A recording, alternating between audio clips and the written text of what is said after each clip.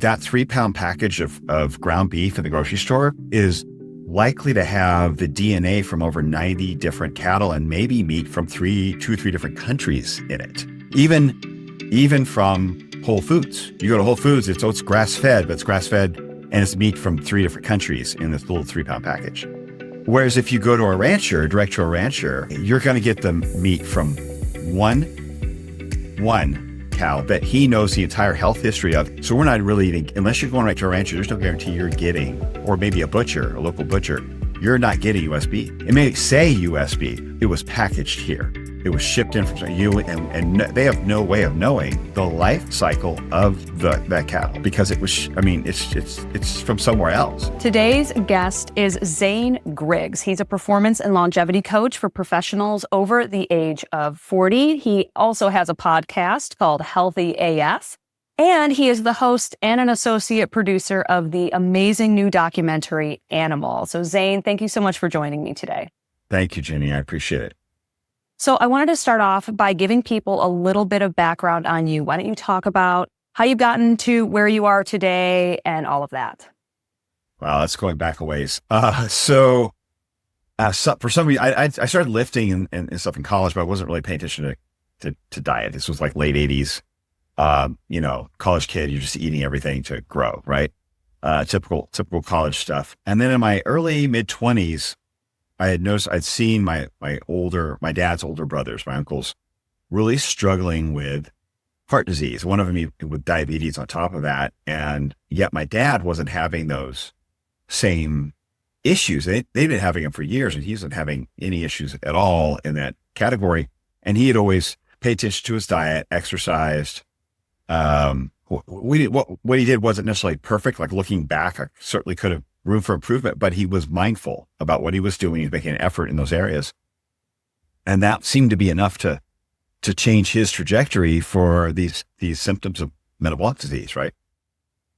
So I seen that they were like struggling and like approaching death or incapacitation because of these problems. And I was in my early 20s at this point. I didn't want that to be my future. And I just thought, just seeing that the difference in health outcomes with my father, there had to be a way to avoid this. And it got me asking questions and trying different things. I even was a vegetarian and for period of that time, even vegan for about 3.5 years, just experimenting, just trying to figure out how do I avoid metabolic disease? What's the healthiest way to do that? And of course, we're talking about mid 90s. There's no internet to go checking things out. There's not a lot of communities.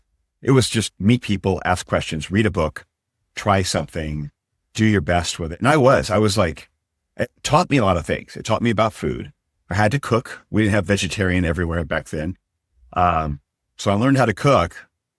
I was making beans and rice every day, making my own almond milk because that wasn't in the stores. I was blending up almonds and putting like honey and water, some oats in there, just trying to get some protein in me. And I found myself, I was losing all that muscle I put on in college, was hungry all the time, pretty tired, like my blood sugar's up and down, just sleepy.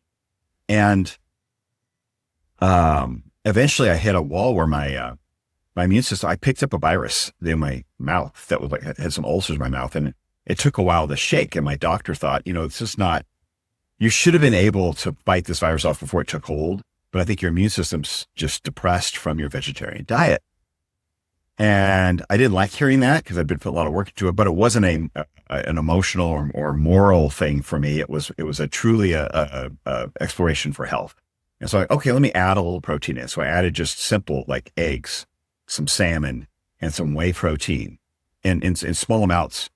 And it was like immediate, like energy came up, brain energy was back. I actually forgot, within a couple of weeks, I forgot to drink coffee for 3 days, and I'd been regularly drinking coffee. So it was just a sign to me. It's like, okay, I've been missing this. I need to reevaluate my course of action here.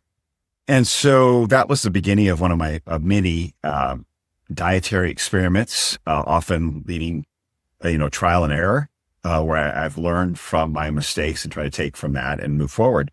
As I said, it taught me a lot about food combinations, learning how to cook. But that was kind of my beginning and my curiosity. And I kept meeting trainers and other health coaches and asking questions and reading. And so by 98, so I was probably like 28. So in my late 20s, I decided I want to become a trainer and a health coach. I wanted to make this part of my career. And so that's what got me into just helping other people with this. And 2002, my wife had our third child and was struggling to lose some weight. And she said, well, I'm going to try Atkins. I'm like, okay, try Atkins. Let's give it a shot. See what you want to do, And because it was just a little harder than it had been previously. And so she went on Atkins, and sure enough, doing everything else the same, the weight started coming off. And I'm like, okay, well, this is interesting. It's worked. So I started beginning in 2002 or so recommending this to my clients, most of whom wanted to lose weight. So it was low carb. 2010 started experimenting with intermittent fasting, and then intermittent fasting and with, combined with heavy workouts. And so fasted workouts, still with a lot of low carb on board off and on for me. And at some point though, it's, getting into my 40s there, I hit a wall. In my late 40s, I hit a wall where I was over leveraging these metabolic stressors. It was just too, like, you think a little is good, a lot is better, right? And I found like I hit my wall once again, where I was run down, I couldn't sleep, or cortisol was high. There were some markers on my blood work that were a little off. And it all started to make sense. Like I was overdoing all this metabolic stress. And it made, once again, a step back, reevaluate, get my ego out of the way, and realize that I don't need to be so attached to the strategy. I need to be focused on the outcome and let that be more my guide and what my body's telling me, rather than a particular tool or strategy. And really consider, it's like the body, there's only so much stress it can withstand. A little stress can get you moving in the right direction. And then you've got a little ebb and flow. You've got to get some give and take. You got to let the body recover, recover. And that's really how our body's meant to handle stress. And so this was again, another lesson that took me down the road of I think, a better understanding of how to work with people who were, again, in my age group at that point, 40 to 60-year-olds, 65-year-olds, who were already pushing the needle in their stress level with a career, usually combined with the family and all that stress, and then the age, all those together, those stressors count. It's not just how you're eating or your workout. All of those things add up to stress in your body and impact how well you handle the other, all the stresses, how well your body responds and how well you recover. And so that's where that kind of led me into this path now, where I'm again focusing on these people who are like high performers, usually corporate people, demanding businesses, and wanting that extra edge and wanting to keep pushing forward, but they're not going to let up on their careers. Certainly not going to let up on their families. And so they need a plan that's going to respect that level of edge they want to keep. Looking at blood work, considering other modalities on top of diet and exercise, looking at their hormone panel, looking at metabolic hormones, sex hormones, considering hormone replacement, peptides on board if desired, and mingling all those things together to really optimize their health to keep driving forward. And that's really the focus. That's kind of that curiosity and that passion that started me in the beginning is what it's just matured into something a little more sophisticated, but that's what drives me, is that let's keep notching forward, keep learning some of it from mistakes, and keep seeing how far we can go. But again, not from an overstress standpoint, but from really finding that mix that allows you to push the limits in the areas where you want to focus, while keeping your engine running as it's supposed to. Yeah. Long-winded answer. Sorry for that. No, not at all. I think that's good.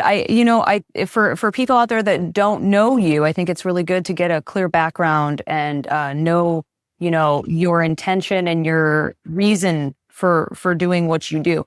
Is your passion for metabolic health, has that is that kind of what led you to writing your book and starting your podcast?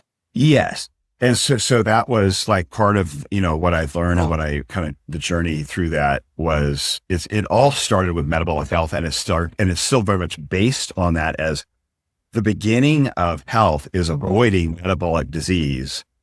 And that's where all of my focus on diet and exercise really is. The optimization is those other strategies layered on top. But it begins with a foundation of diet, exercise, and recovery, sleep, however you want to, categorize that part.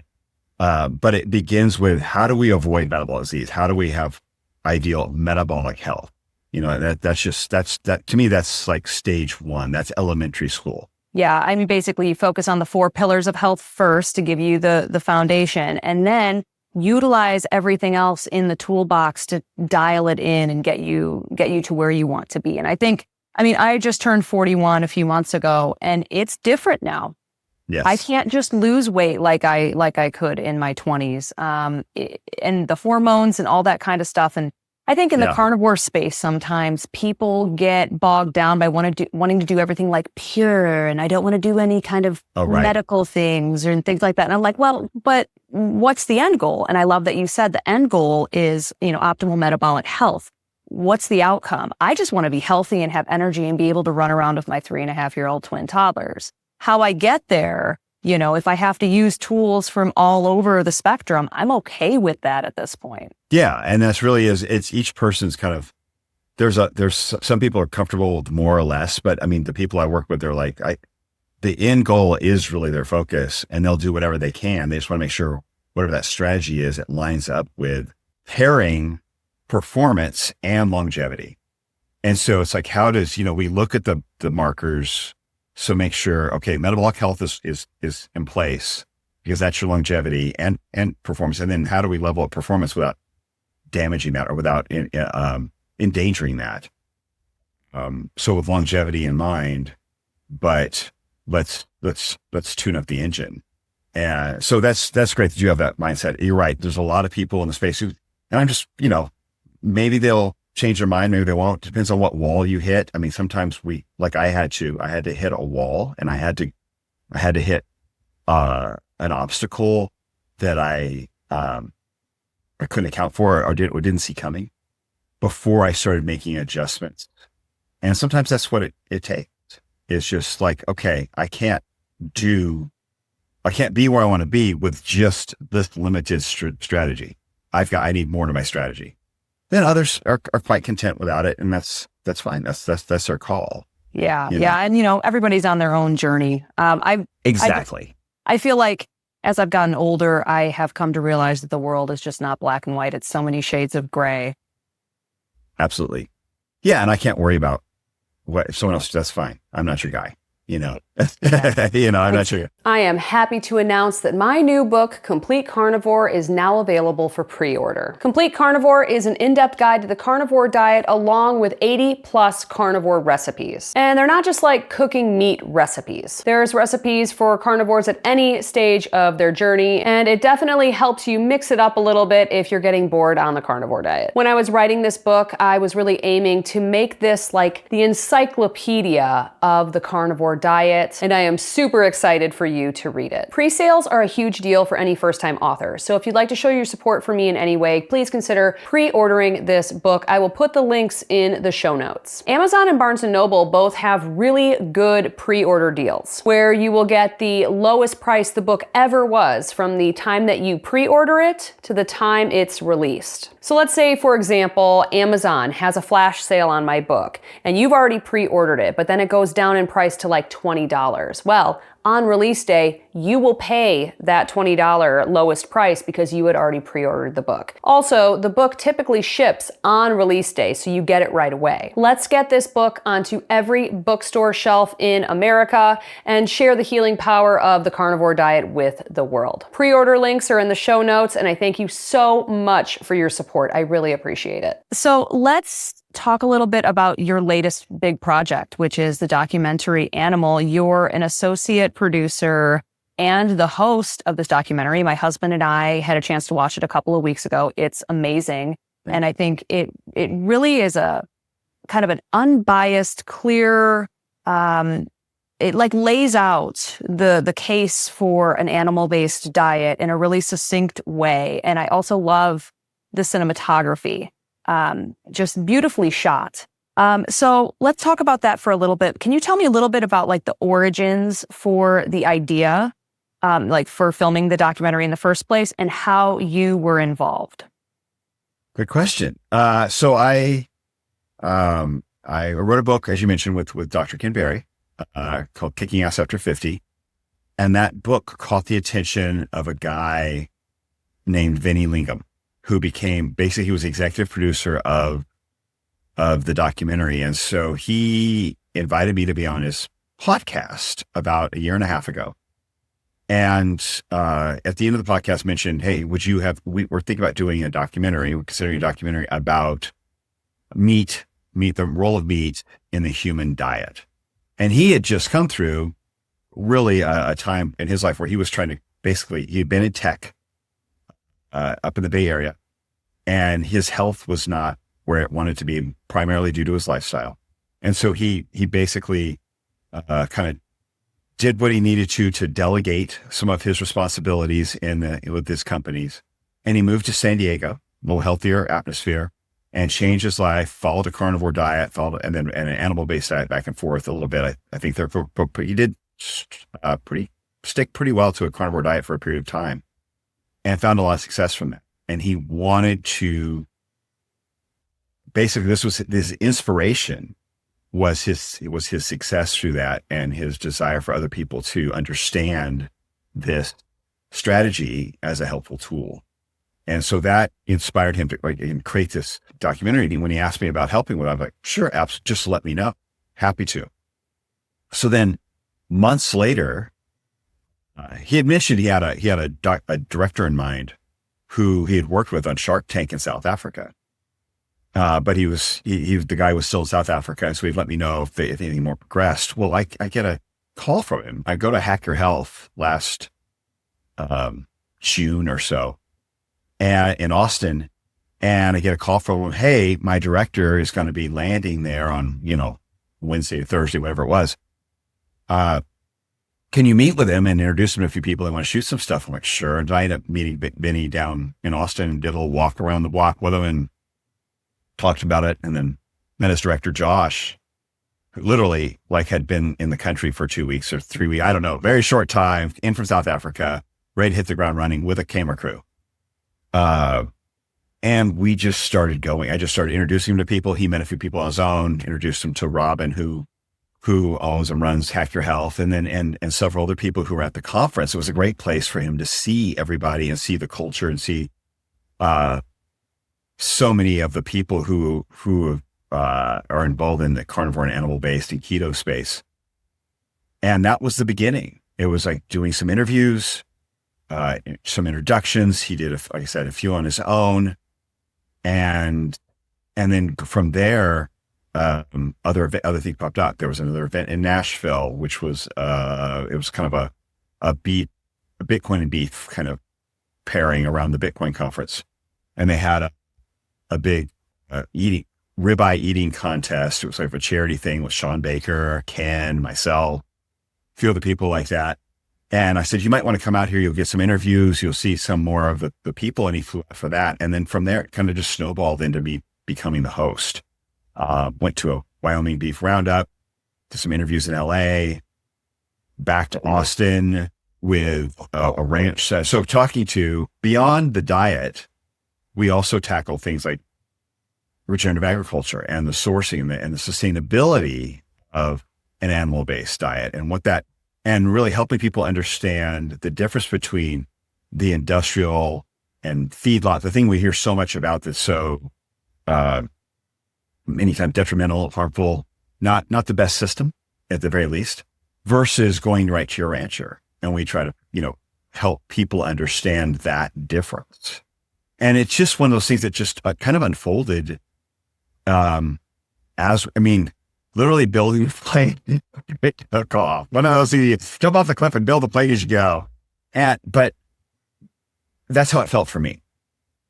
What I didn't know was how much work Josh, the director and writer, who had put in on the front end, and he experimented himself with the carnivore diet. He'd done a lot of research into the community, and he wanted to create an art house level film where it's shot well, some animation put in there that gives it some life, some viewing pleasure to keep the viewer, engaged beyond. So it doesn't look like your typical documentary. As you mentioned, it's very well shot. It's engaging visually, so that you're not just looking at people sitting in a chair in a stark studio with a mic hanging over the top. Like you see so many of these documentaries. It has a little extra, art to it for your typical documentary, and that is really because of Josh Feldman, the writer and director, who's also one of the producers listed. It was his vision that made it so visually appealing, like you're referring to, and that laid out the story as it unfolded. So full credit to Josh for making this film so engaging. Yeah, it's funny to hear you talk about the origins, and for you, it's just kind of like fly by the seat of your pants. Like, we're just going to do this, we're going to talk to these people, and then fly all over the place and do that, because it didn't feel like that. And I guess that is a credit to him, because it was just so well put together. And I think about, because I've been a carnivore for 2.5 years, I'm in this world. But for somebody that's a newbie that has never seen or heard of the carnivore diet, coming in and just watching this film, it's beautifully shot. It's easy to watch. It has a lot of like really hard hitting carnivore experts, doctors, and people that have been in it for a very long time. And the credibility factor, I think, is what really comes across, at least when I was watching it. It didn't come off as one of those cheesy documentaries that you see on so many of the streaming platforms where it's like, trying to push some kind of agenda that's, just as garbage. This one felt just really sincere and well-researched and well put together. And I really appreciated that. Yeah, I really enjoyed the stories. I personally learned a lot talking to the ranchers about the regenerative ag aspect of it. It made me really get a deeper look and understanding at the difference between the industrial method, where we have like 4 corporations, large conglomerates, running, running the meat industry here. So like they handle 80% of the meat or more in the US. And we're really understanding that we are importing 80% of the meat you see in the grocery store, we're importing from other countries. We're not using US beef. It's from Venezuela, somewhere in South America, Australia. And that 3-pound package of ground beef in the grocery store is likely to have the DNA from over 90 different cattle and maybe meat from 2 or 3 different countries in it. Even from Whole Foods. You go to Whole Foods, it's grass fed, but it's grass fed and it's meat from 3 different countries in this little 3-pound package. Whereas if you go to a rancher, direct to a rancher, you're going to get the meat from one cow that he knows the entire health history of. If it had an injection, he knew about it. He has a record of it and was for a particular reason, not like the feedlot where they're just injecting all of them. Because if you put one in the feedlot with a problem, they all have it, right? And realizing that the industrial meat complexes, these 4 corporations, they're shipping most of our US beef to the Pacific Rim to sell at a higher price. So we're not really eating, unless you're going right to a rancher, there's no guarantee you're getting, or maybe a local butcher, you're not getting US beef. It may say US beef. It was packaged here. It was shipped in from you, and they have no way of knowing the life cycle of that cattle, because it's from somewhere else. You go to that rancher, he's feeding you exactly what he's feeding his family. Exactly. And he's putting care into that because he has to continue. This is his business. He's taking care of the land because the land takes care of his cattle, which then takes care of his family. So that was an important piece to put in there, but that's where I've learned a lot more just in the process of making this film that, I did completely, I had an inkling of, I didn't completely grasp the impact of that. And that sustainability question really is, for many people, a large obstacle, or at least a question mark in their mind when they're purchasing beef. Yeah, I was just watching that, you saying that the sustainability and the regenerative agriculture piece I was just watching a show on Apple TV. It's called Stick with Owen Wilson. It's like a Yeah. golfing show. Yeah. And there's this one character, they were cooking this giant tomahawk ribeye steak on a grill. And this one character was like, oh, well, I don't like to participate in, the killing of animals. And, it's 15% of the environmental methane and blah, blah, blah. She just went on this whole tirade. And I'm listening to it, knowing what I know now. And I'm just like, that's the main argument that a lot of people have, but it's just not true. If agriculture is done, animal agriculture is done correctly, it's a carbon sink. It's actually better for the environment. Yeah. And it's just like so many people don't even realize that. And that's their main argument for not eating red meat. Right. Yeah. And those numbers are off as well. It's a single digit percentage that it's actually contributing in the US. It's nothing. And that's the industrial method is still only contributing a single digit percentage. So some of those numbers are inflated. There's actually two sets of numbers out there depending on the source you go to, but it's, it is, we wouldn't have prairies. We wouldn't have green grass without ruminant animals on them. We had much better, environment and much better atmosphere when we had how many millions of buffalo running across the prairies? Those are all ruminants. Same type of animal. They sink carbon. Without ruminants on grass, your grass dies. There's nothing recycling the minerals back into the prairies, into the grass.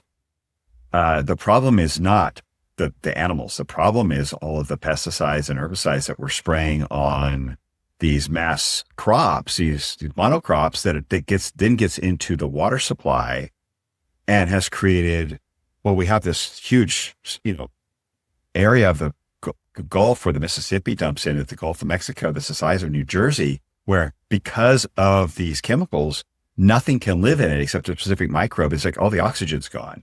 And so, not to mention just the impact on the water table throughout the US because of these chemicals. And that's through a farming method that is reliant on, again, monocropping, lots of chemicals, and the animals are not to blame animals for these environmental issues is completely backwards. We have far more damage from these chemicals impact our water and our land than we could any animal who's just doing what animals do and have always done on the grass. So I mean, it's not logical. Yeah, no, it doesn't make any sense. I mean, the Industrial Revolution, let's just say 120, 130 years the past, and all the damage has happened now. Millions of years of ruminant animals grazing on the pastures did not cause all of this. You know what I mean? It's just... Yeah, it's a history lesson. It really is a simple history lesson. You really don't have to get that sciencey about it. When did it start? Oh, what changed in that time? Oh, okay, it's a history lesson. Yeah, exactly. I know. It's so frustrating sometimes when I hear people just kind of repeating the same old, plant-based propaganda. So this documentary, the beginning of it goes into a discussion about human origins and meat consumption. So why do you think modern humans have gotten so far away from their original, carnivore origins? Modern humans. Well, so I can tell you, as far as carnivore origins, I mean, I think we started, planting, looking, foraging, to not starve to death. So basically that was we have records of about 9,000 or 10,000 years of people starting to grow tubers and rice and things like this and making bread, 10 to 15,000 years.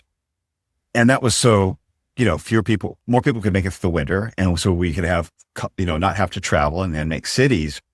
But I don't think, but none of them shunned meat. They got as much meat as they could possibly find or hunt or gather. I don't think these people were afraid of meat. They were just needed something to stay alive. We get to the turn of the century and suddenly we have a group of people that are demonizing meat. They're saying meat is causing sin. It's causing lustful desires. And I'm like, yeah, well, it keeps your testosterone up. Yeah, you're probably going to feel a whole lot more interested in sex.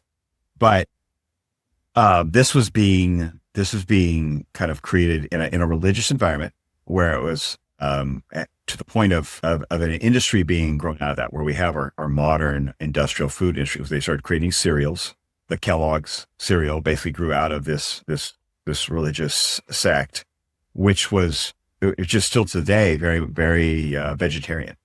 And the impact of this group is they've created other nonprofits, which then impact, let's say, certain like funding for certain studies, funding to universities doing studies, funding for certifications in nutrition, which doctors need to will all have the option to apply for their continuing education credits, which is pushing a vegetarian ideology, I guess, for lack of a better word.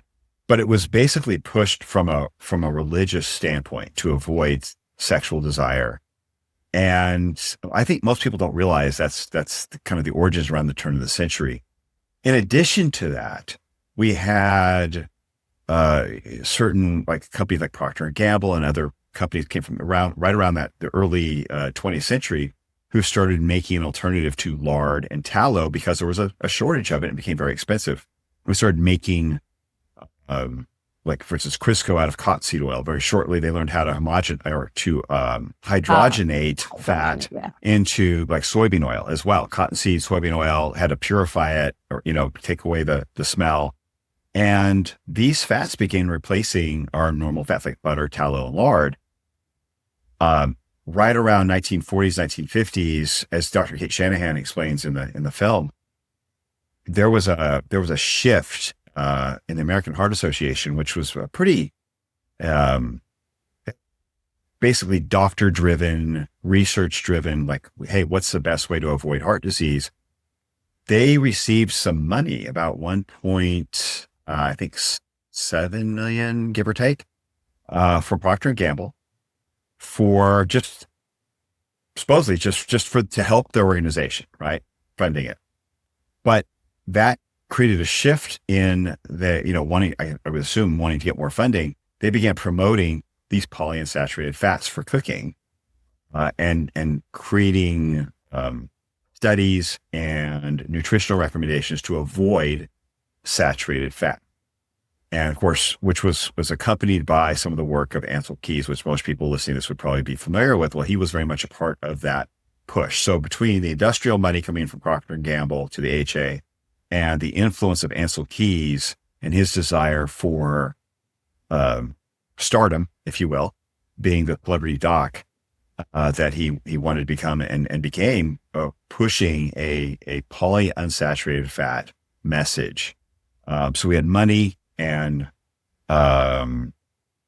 attention and money and the influence of doctors pushing a message that for which there was no true research. And you pair that with the money coming from this other religious sect, which was in a growing processed food industry. Well, there's a lot of money and a lot of credibility or clout being brought together to shift the entire message right around the 1940s and 1950s towards this polyunsaturated fats. That was another long-winded answer, but this didn't happen by accident. It happened, and it didn't happen to intentionally make everyone unhealthy, but it did happen to create profits.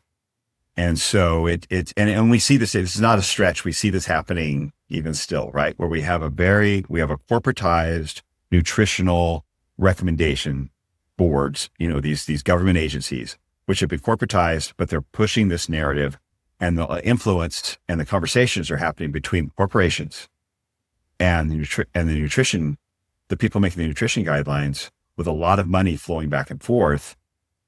And there's been nothing but failure from that point on. We've nothing but failure from the outcome of these recommendations. And it's led us to where we are now. Yeah.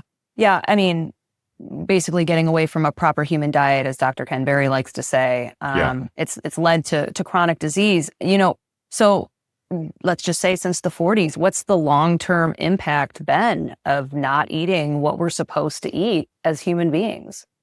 It's huge. I mean, if we just go back to, let's just even say 1901, the obesity rate was 1%. Heart disease was very rare in those first decade of the the 20th century to the point that most cardiologists would never see a heart attack. Now heart attacks kill 1 in 4 Americans. Type 2 diabetes only impacted about 1/3 of a percent, so 0.3% of the US population in the 1920s and 30s. Now that officially is like supposed to be 11 to 13%, but we know that it's like 45% are pre-diabetic. And I would say, from my perspective, most of the population, so easily 60, 70%, 80%, have some level of insulin resistance that is unnecessary due to the level of processed food, which makes up 65% of our diet. And I think that's where the real impact is. Processed food makes up 65% of the average American's diet. These oils I talked about, these polyunsaturated fats, which before we would only get from the small percentage that's in meat, maybe like 2 or 3%, or we get it from nuts and seeds, and also small percentages, some fish, but it might make up 3, 4, 5% of our diet. And now with these added oils, these fats, which are now processed, so taking those fats out of the food matrix, process them. They're in every processed food. They're in every restaurant. People are cooking with them.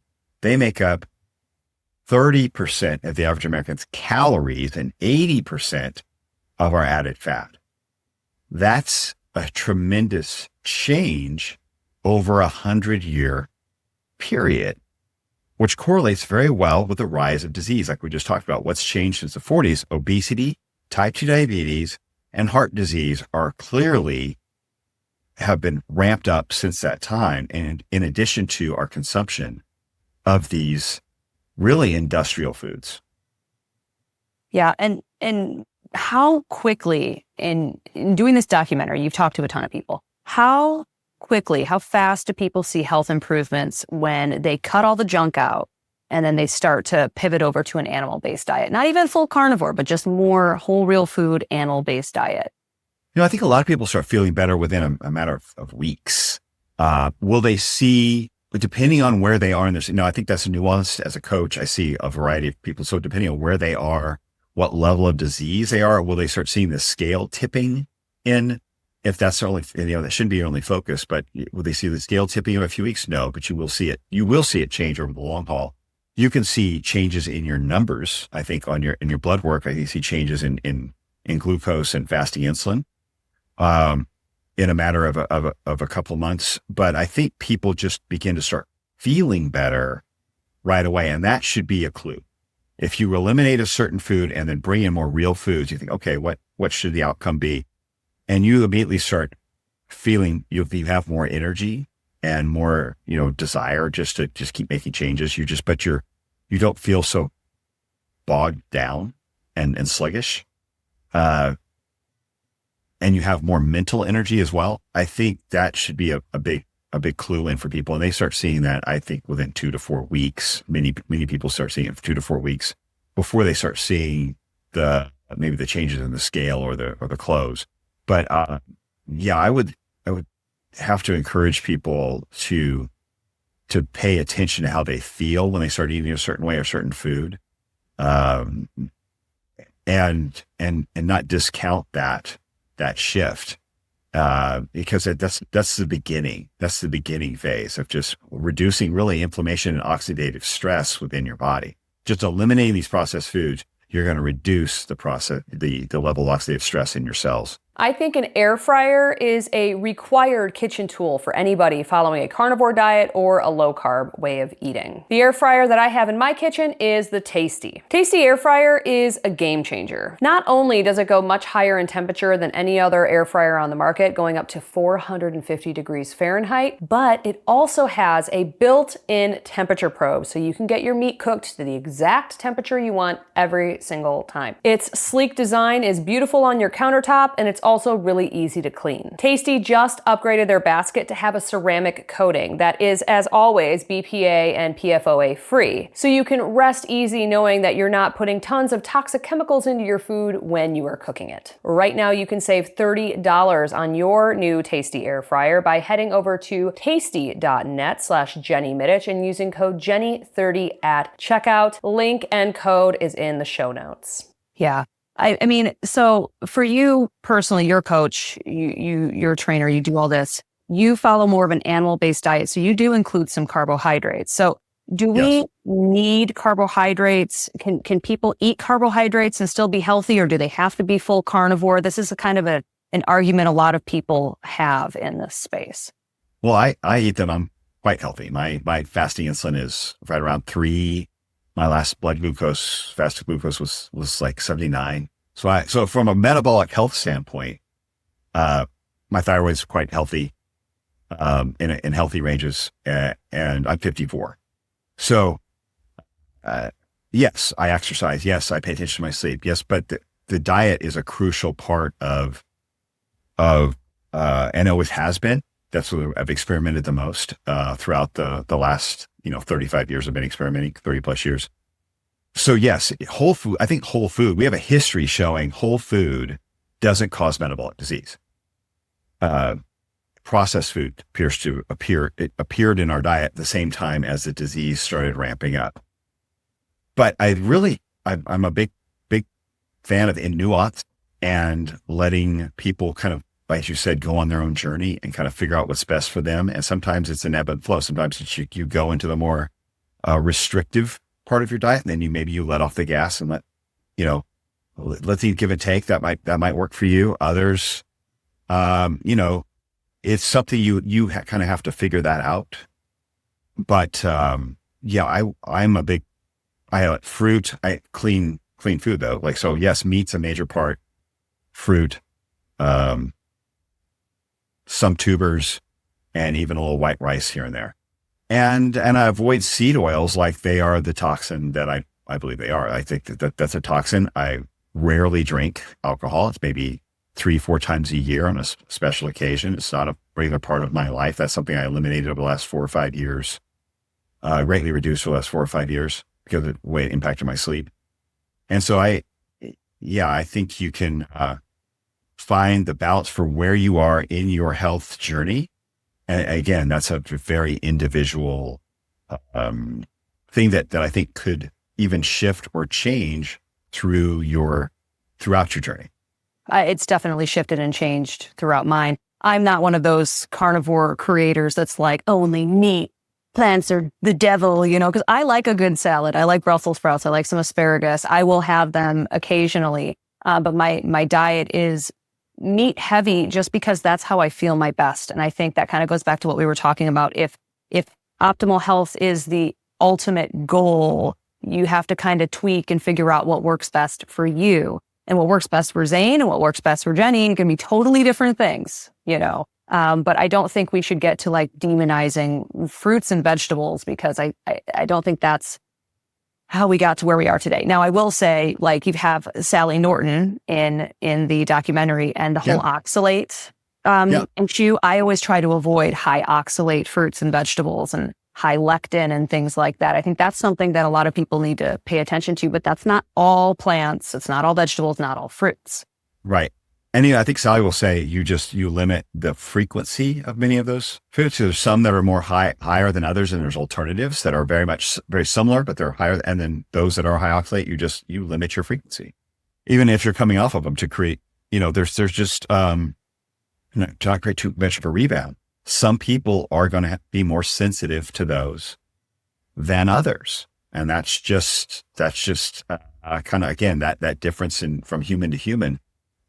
But yeah, Sally's great. She's done a lot of research into this subject, and it's considered controversial, but she's got enough feedback from people, and she's helping people really detox and shift their diet and reduce some of that oxidative stress caused by many of these toxins, these plant toxins, by just simple changes to their diet.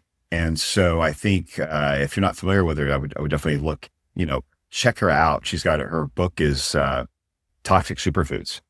And it will at least give you an idea of, you'll get an education into what people talk about plant toxins and oxalates. You will have a much better understanding. And then you can make a real educated decision about how you want to structure your diet. Right. Yeah, I'm always pushing her book. I love it. I'll actually link it in the show notes. I wanted to talk to you, just a quick question. Have you been surprised at all about any reactions to the documentary? I was pleasantly surprised actually that how well it took off. Like it charted on Apple Plus, in the top documentary spot. I think we started off number 4, and by the second day we were number 1, and we held it for a good week and a half. It was still in the top 10 when I checked it, handful of days ago, reached number 56 or 54. So in the 50s in all movies on Apple Plus in the US. And then stayed in the top 100 for more than a week, which was for a documentary. I mean, you just don't see documentaries in the top 100 movies on Apple Plus. It just doesn't happen very often. And then as it went international over the next, 2-3 weeks from release, it was number 1 documentary in a number of other countries as well. South Africa for one, I think in, maybe in the UK. So it was, it's been very well received by, I think, the carnivore and animal-based community. And so that initial push out was really, I mean, I have to say I was very pleasantly surprised at the level of viewership that it got, even on on such a mainstream platform. Yeah. Well, carnivore and animal-based diets are definitely growing in popularity. I think it's a testament to just the profound improvements in health that you can see. And I think the popularity of animal is a testament to just how well written and shot and hosted, of course, that it was. So I really just did what I was told. I mean, I really was like, I did some introductions on the front end when I say, hey, you should meet this guy, you should talk to this guy, this event's happening. But I mean, I was a total newbie as far as doing anything with a documentary or a film. And Josh being the director, I mean, he was, like I said, the visionary. He had the creative eye. He was very patient with me, and he knew exactly what he was after. And I literally just did what I was told. Well, he made you look really good, and that's a testament to a really good director. I agree, 100%. I give him all credit. I love that. So in the process of shooting this documentary, you interviewed many of the top carnivore experts in this space. I'd like to do something fun. I've listed out a few of them. I'll just say their names. And can you just tell me the first thing that comes to your mind when you think of that person? Boy. Oh, if you say so. This is recorded, huh? Yeah. Okay. Well, don't say anything bad, right? Okay. So first off is my mind. First off is Dr. Chafee. So, oh man, he is the nicest guy. Like, he's just one of those easygoing. I know it comes off sometimes intense. And you said the first thing, but he was like one of the most likable, nicest men I've met in this space. And he was just enjoyable just to talk and hang out with. So I mean, I can't say enough nice things about it. Yeah, Chafee's great. I met him at the Symposium for Metabolic Health in, I think, San Diego last year. And he's so generous with his time and kind and thoughtful. Very, very nice guy. Very thoughtful. Yeah, that's a good word. Yeah. All right. Dr. Shawn Baker. Shawn is, and he's a brute of a man. He's just a large guy, very athletic, but not assuming, like, he doesn't, when he speaks to you, you don't get that vibe at all. He's quite humble in personally, and very engaging, and he's very, very personal as well. And I appreciate that, his attitude, his approach, and he's definitely driven by his heart to change people, which you can see in his business, which is in helping people with reverse diabetes and other forms of metabolic disease all over the country. But he's a heart-driven guy. Yeah, when you first meet Baker, he's so tall and it's slightly intimidating. But then you talk to him and he's just so chill and down to earth, and really will take the time to answer any questions that you have. Yeah, very much so. All right, next up, Dr. Ken Berry. Ken. So I wrote a book with Ken. He lives about 150 miles from me, maybe. 120 miles from me, maybe. And we've had dinner a couple of times, so I know Ken pretty well. He's a good old boy. in every sense of the word. He's a good old boy, and he's having a good time. And yeah, Ken and I are like, God, he can rib each other a bit. So I mean, he's gonna joke with you. He's gonna be the guy to say the thing that makes everybody chuckle. So Yes. Great sense of humor. Very, very true. He's also just so passionate about helping people. Like he will stop at Meat Stock. I think he took the time to film a video for someoe's mom or something. Yeah. Oh yeah, he does. He's on every small podcast. Like when he was going through, he's like, doesn't matter how big or small. He's done all these podcasts that were just someone starting out. They just had a passion for what they were doing. He's like, sure, let's talk. And so yeah, again, another one very generous with his time as well. It's very much so. All right, Dr. Robert Kiltz. Kiltz is a energy bunny. The guy's like pushing 70-ish, is he? He's right up there. Turn 70 soon, yeah. Yeah, and I want his energy. He is just a go, flies his plane this city and that city. He's got offices opening everywhere. Also very passionate. The guy had me in tears when we were filming, and I'm not exaggerating. We were filming in Wyoming. I was interviewing him, and he starts talking about why he does this, how he got here, what he came through to get here. And it was all I could do to hold back the tears. Only one other person we filmed had me at that point. But he's very passionate. Again, another passion. This is a very heart-driven group community. And he is very driven to help people with his area is fertility, but just has a passion for humanity and to help people connect with it and not to move away from despair and to give them hope. And I would say he's a messenger of hope. Yeah. Yeah. The Energizer Bunny is like the perfect descriptor of him. I'm so jealous of his energy, and he's 70. I'm like 41. I'm like, please give me some of it. I want to plug into him. Like, I know you got more. Let me plug in. Yeah, he's such a good dude. So in Florida, we're about an hour apart down here at our vacation home down here. So whenever he's around, because he is flying everywhere, we try to get together. I love Dr. Kiltz. All right. Sally Norton. Sally and I yucked it up quite a bit. We connected right out the gate. In our interviews and talking nutrition, a wealth of information, definitely a heart to help people, no question. But she is dead on focused on her agenda, her desire to help people with her message because of her history with it, because it literally crippled her through the first half of her life. And where she, as a teenager, 20-year-old, having to be pushed by her brother in a wheelchair or helped through stairs, affecting her, the first half of her life truly was one of being disabled by her health. And so that drives her passion to help people with this and get her message out. And until you understand that, you may not realize what gets her, like, because when you start talking to her, she's charged. She's charged up, and she's another one, 60, full of energy, takes great care of herself now. She truly appreciates her level of health she has now because she spent the first half of her life sick. And I think that's something that people need to understand because she can be very intense, but it's a true passion for saving people from what she went through. But I mean, she has done the research. Talk about a knowledgeable person. And if you have that, she's fun.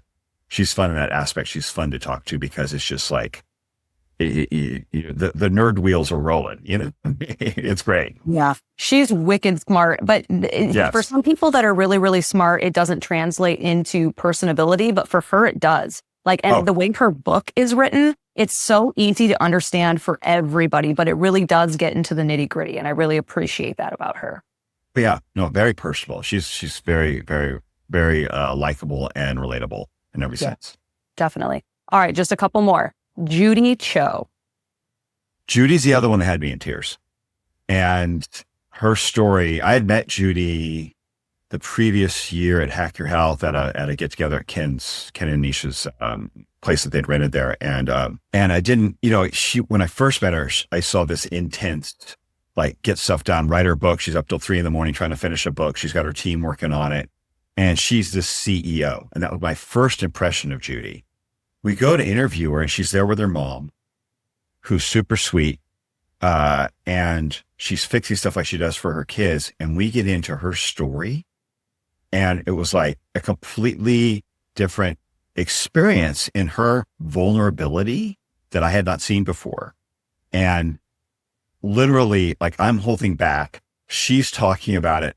And then I can't anymore. And then it causes her to cry while she's talking. You see it in camera where she starts to choke up. That was because we're back and forth, like, I'm not crying, you're crying, kind of thing. And it was, but it's, I still see that scene. It still gets me. Like, it still stirs me up. And you guys saw an edited version of it. We were talking to her for 2 hours, and it was, we had to stop. There were times we had to stop because I was just, like, torn up. And even though I'm not on camera, it was impacting her. What a story. That's another one who's driven by passion to help people. And most of the people she helps, they are people who are truly in need. They're in dire straits. They're dealing with some form of, food addiction or trauma that has caused them to be in these destructive eating disorders and cycles. And she has gone through that. She has lived through that. She knows what their pain is. And she really gets in very knowledgeable. Again, another wicked smart, very knowledgeable, and yet full of passion from coming out of her own journey of a painful journey. Yeah, her story is profound. And you're right. When you watch the documentary, like, that's a very powerful scene.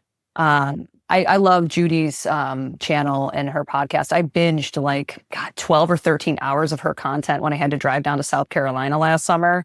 And it just never gets old. She's so knowledgeable. Very, very, very, very much so. All right. I love Dr. Lisa Wiedemann. Yeah, very sweet. That was the first time I met her. Really? Yeah. And we did an interview in Wyoming. The storm was coming in and we had to move into this. You'll see this shed where we interview her in there. And it's because it was pouring rain outside on this Wyoming plain. And we've done everything else outside. And we're in this old shed with, like, moving some stuff around, trying to clear it. And then hearing her story, she's been a carnivore longer than any of them. I think 15 years. And again, one of those where she's thriving in this environment, on this diet for the last 15 years of her life. And again, another medical doctor.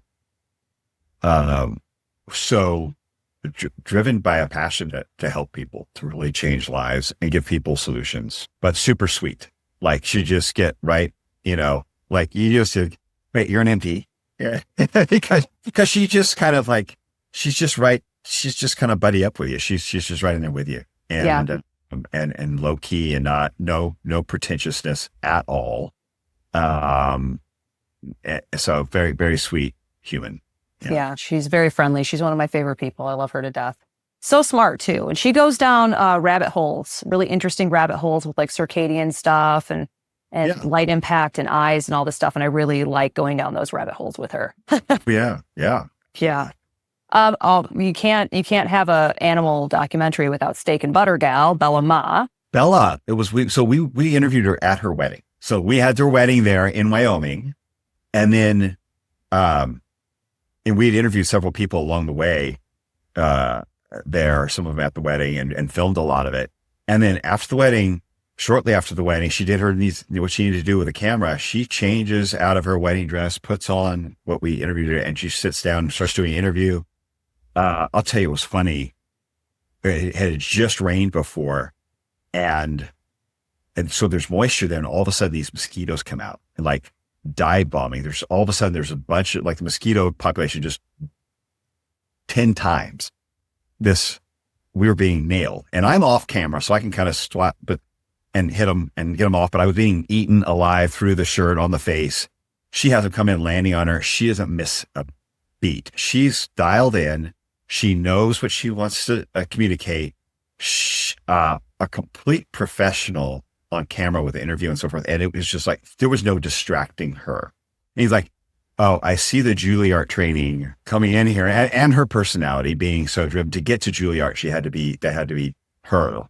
But you see the discipline and the desire. And then when you hear the story, you understand how she has changed her health and what that means for her. And she just wants to help other young women and other people do the same. But she really has a passion for helping these, women who from vegetarian, from the skin issues, and just sharing her story. And that's what she's great at, sharing her story. But she is, man, you could see that you can see the CEO in her as well. Like this is a leader. She is a leader, and she's full of discipline, and she's on purpose. Like she is, she knows her purpose. She knows what she's after, and nothing's going to take her off course. Yeah. And I think that's why she's so successful on social media, because she's personable, she's professional, and she really communicates the message so clearly. Yeah. Oh, very articulate. Very articulate. Yeah, very, very much so. The last person, Dr. Siwas. He's a fun one. Oh my gosh. Yeah. The one South African we had on, who, since we, like half our crew, between Vinny, our director, the editor, a couple of the people he had working around behind the camera were the South African crew. So at the end of the evening after shooting, the other people would leave and the crew would leave. I'm there with 4 South Africans and Siwas when we were shooting him. He was there with us. Definitely the character of the group. He is, he's quite the character.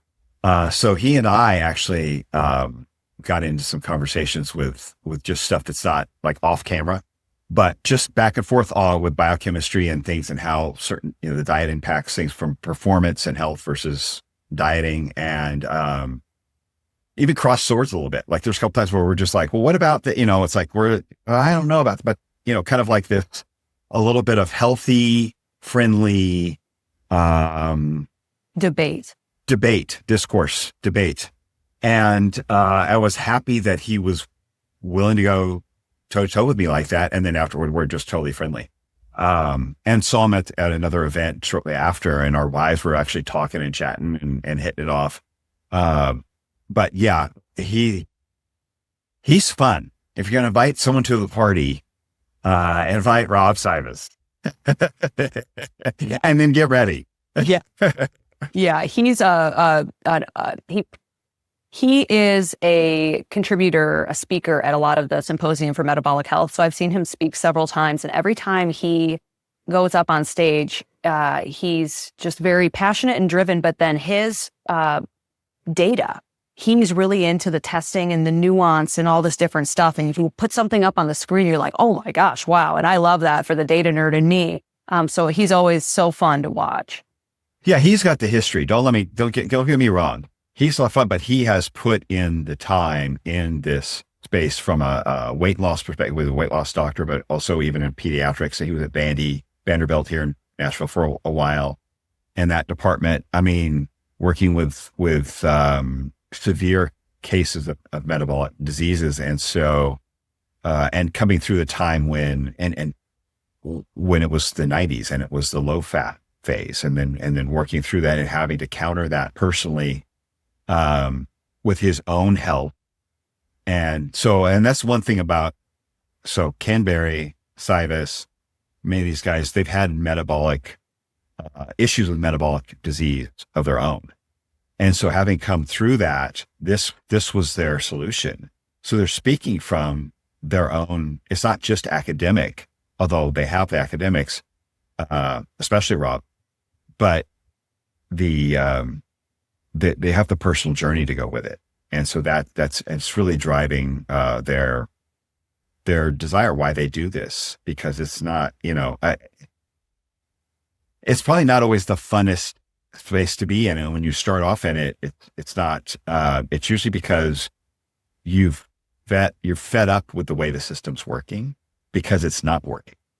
You've seen enough failure from what you're being told to do, the direction you're being told to go in, and you're sick of it. And you're like, I can't keep doing this anymore.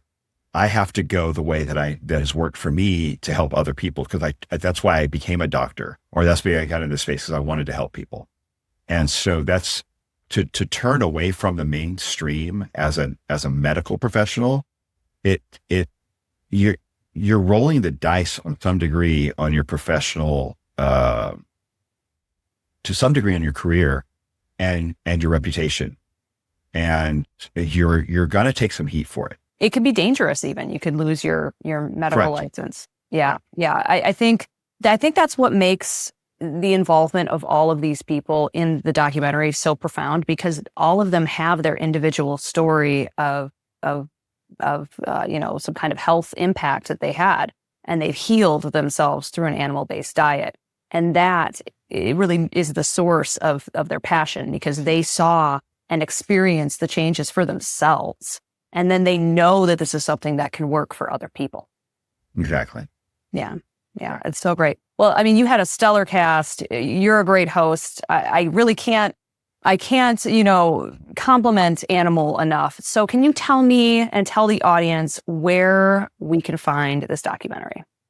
Primarily Apple Plus in most countries. In the US, you can find it on Prime as well, because of that relationship with Apple Plus and Prime. But in most countries, that's not the possibility. So Apple Plus is your best bet for looking for it internationally.